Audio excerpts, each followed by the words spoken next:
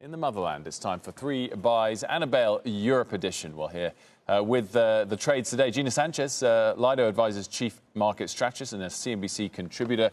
Gina, great to see you. Long time no speak. And great that you're picking out some stocks back in Europe for us.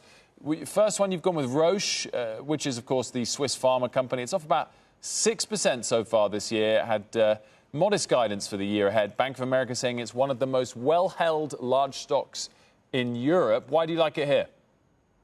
So finally, the sort of COVID comps are starting to kind of become a thing of the past. And so we're starting to sort of go into some more positive outlook for the company. And as they're continuing to grow revenues, also their margins are also expanding. And so they're really setting up to do well. They're being cautious, but I do think that this is a company that continues to deliver. We'll see how the lung cancer data comes out in terms of their pipeline. But on the whole, this is a company that is doing everything right and finally getting past those COVID comps. Okay, next up, we've gone for TotalEnergies, the French energy company. It's up 7% so far this month.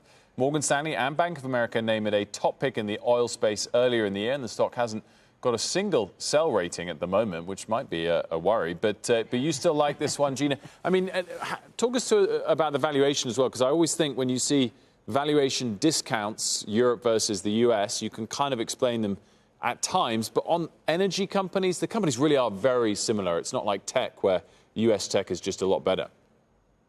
Without a doubt, but if you look at what they're doing for the future, they're really fully embracing LNG, and they have been making moves and have been diversifying their energy portfolio.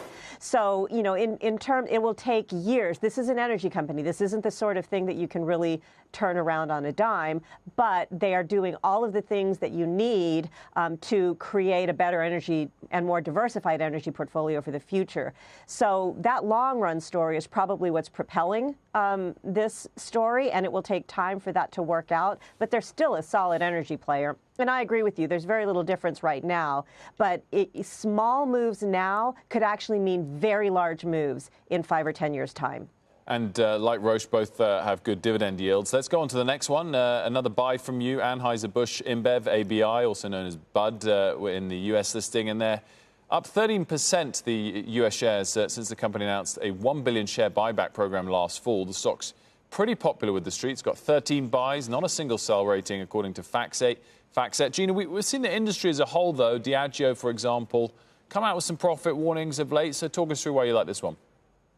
Well, so this one actually has a tremendous moat. This is a company that had a massive social media boycott and still managed to grow revenues. And that's saying something. And right now, most people who are looking at Europe right now are looking for great companies that are cheaper than the U.S. because the outlook for Europe is still a bit sluggish.